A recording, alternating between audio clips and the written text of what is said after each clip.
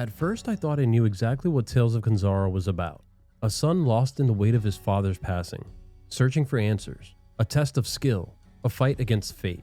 But the deeper I went, the more it felt like something was just out of reach. Like I was chasing a truth I wasn't ready to face. Every trial, every battle, every moment of frustration, it was all leading to something bigger. I just didn't see it yet. And by the time I reached the end, the story had fully consumed me. Hey, I'm Jovi and I hunt platinum trophies. Sometimes it's fun, sometimes it's pain. Some games test your patience, some test your skill. But this one, it tested how far I would go for the ones I love.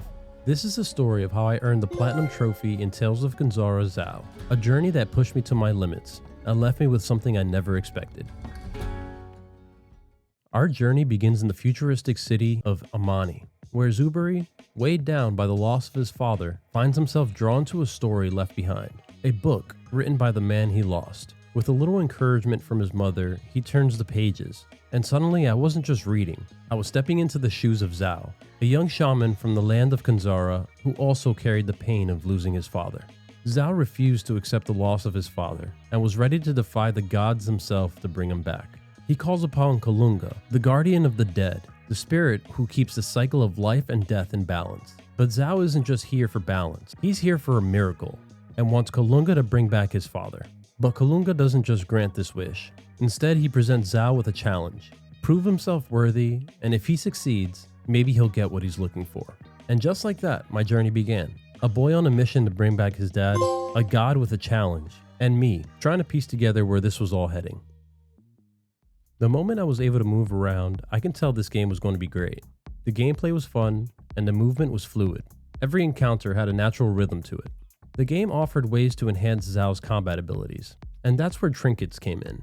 Small mystical charms that gave a little extra damage here and a bit of resistance there. It was a fun way to customize the combat experience. Equipping my first one unlocked the Evening the Odds trophy. By the time I reached the end of Act 1, I found it hard to put the game down. What started as a visually striking platformer had really pulled me into its world with its story.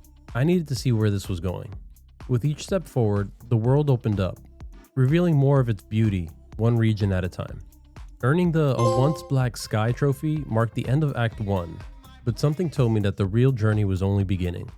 By this point, I was getting the hang of Zao's abilities, some of which allowed me to fire projectiles. If I timed it right, I'd instantly restore my energy, pretty much reloading my projectiles. I eventually got the rhythm down, and 10 perfect recharges later, the Quick Draw trophy popped.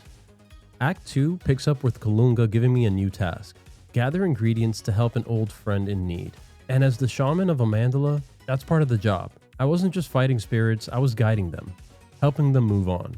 In Act 1, I helped the Great Spirit of the Sky, and now, without fully realizing it, I was preparing to meet the next one. What I didn't expect was that the old friend I'd been helping the entire time was the Great Spirit I'd have to face. Right after the reveal, the game throws you into a chase. No warning, no time to think, just run. You're sprinting through collapsing ruins, the ground giving way beneath your feet. Platforms crumbling as the music gets more intense and something begins to chase you. And it's fast. Fast, chaotic, and just the right kind of stressful. After finally escaping, the Run Shaman Run trophy popped. But that moment wasn't just about making it out alive. It was a lesson about fear. Zao remembers what his father once told him. Strike true to the heart of fear. Do not run from it.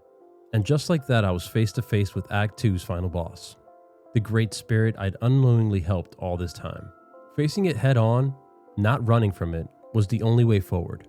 And after the final blow landed, I earned the trophy of Fear Within. It was a perfect way to end the act, and a powerful reminder that fear isn't meant to be avoided. It's meant to be faced. Act 3 really puts everything you've learned to the test. You traveled through 3 new areas, each more difficult than the last, leading into a boss fight that mirrors the same trials that Zao's father once faced. Zao wasn't just learning new skills anymore, he was mastering them. Every shrine I lit unlocked something new. Another layer of strength, another piece of his story. That's when I earned the trophy Honor the Ancestors for unlocking all of Zao's abilities. There's no combat in these shrine moments. No enemies, no pressure. These were moments where Zao was standing in quiet reflection, reminded of who came before him and who he's really doing this for. It gave the game a rhythm that never really felt dull. The pacing was tight, the gameplay stayed fresh, and every upgrade felt like it had a purpose. Before I knew it, I was nearing the end of the third act. With every skill unlocked and the Shaman of All Trades trophy in the bag, Zhao felt ready for whatever came next. The boss in Act 3 was no pushover. This one hit harder, moved faster, and it took more than a few retries to figure him out. I had to be precise, aggressive, and stay focused the whole way through. But even once he was defeated, I barely had time to breathe. The cave started collapsing around me, walls breaking apart, platforms crumbling beneath my feet. It was fast, chaotic, and left zero room for mistakes. But right after the dust settled, the tone shifted. The action faded, and the story hit me with something I really didn't expect. What came next wasn't about combat. It was about grief, legacy, and the moment Zuberi realized the story he was reading was never finished.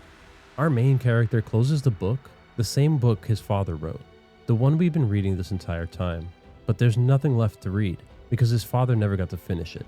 We're brought into a quiet room, one that holds a casket, and while it's never said directly, you know who it belongs to.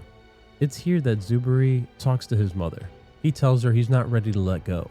She gently comforts him, repeating the words his father once shared. Every story begins at the end of another.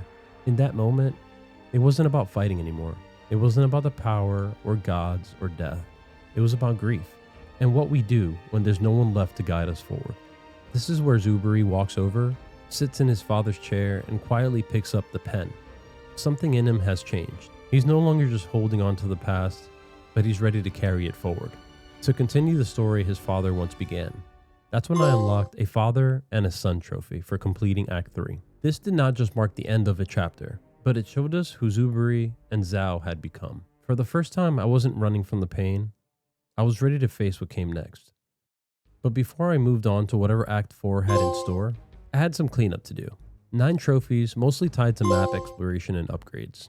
By this point, I'd already unlocked a lot of trophies just by playing, but there were still a few things scattered across the world. Reflection points, spirit segments, trinkets, lore entries, nothing too overwhelming, just tying up loose ends before the final stretch. And honestly, it never really felt like a grind. The world was fun to move around and explore, and every upgrade and collectible still felt connected to Zhao's growth. This was the part I stopped rushing forward, and just took some time to really explore everything Kenzera had to offer. Act 4 begins when Zhao enters the realm of the dead. You feel the weight and emotion of everything Zhao's been through up to this moment as he slowly marches his way through the shallow waters, not knowing what he would face next. Using all the powers and abilities learned along the way, we traverse the realm of the dead, pushing closer and closer to where Kalunga was guiding you. When Zhao finally arrives, he tells Kalunga that for the first time he feels peace, and Kalunga explains how your heart now beats with peace, how it's no longer angry or fearful, how it feels no sorrow. Then Kalunga turns to Zhao and asks if he's ready to perform his duties. As my son, that's when it hits. He wasn't just a guide, he was Zhao's father all along. The one he's been searching for, grieving, trying so desperately to bring back, was with him the entire time. I got chills when he said it, because everything suddenly made sense. All the trials, all the moments of guidance, it was him, his father. He had been there the whole time, leading Zhao without even saying it out loud. And now finally it was clear. Zhao had to complete his duties as a shaman and come face to face with the one person he's been chasing since the very beginning. During this fight, I reflected on all the emotions Zhao had gone through to get to this point. His regrets, his fears, his refusal to let go. And in fighting him, Zhao isn't just trying to win. He's finally learning what it means to lose and still move forward. In an emotional ending, Zhao runs into his father's arms, embracing him. He asks, "Did I make you proud? Are you proud of me?" This broke me. Something about this moment truly healed something inside of me. He apologized for how he's been feeling, so angry, so scared. And in that moment, his father stated how healing can only begin when we concede to our emotions, when we do not hide from them, when we do not ignore them. They share one final goodbye, and in that moment, Zhao fulfills his duty as a shaman. He releases his father's spirit, gently, fully letting him go, not just as a guide, but as a son finally ready to move forward.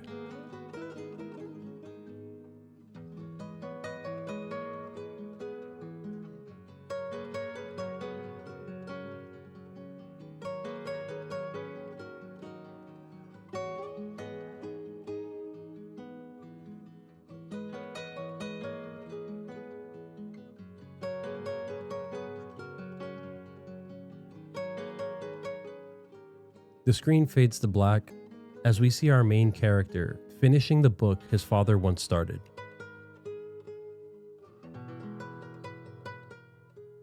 When the credits rolled, I just sat there, quiet, overwhelmed, and all I could do was clap. I went in expecting just another platformer, but what I found was something so much more, an experience that stayed with me long after the screen faded to black, and for that I'm truly grateful. So yeah, I platinum hunt.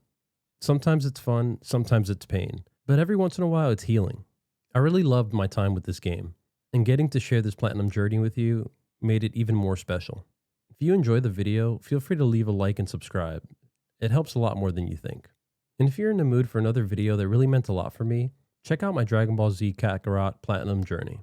That one brought back my entire childhood. I'll see you over there. Thanks for watching. Great game.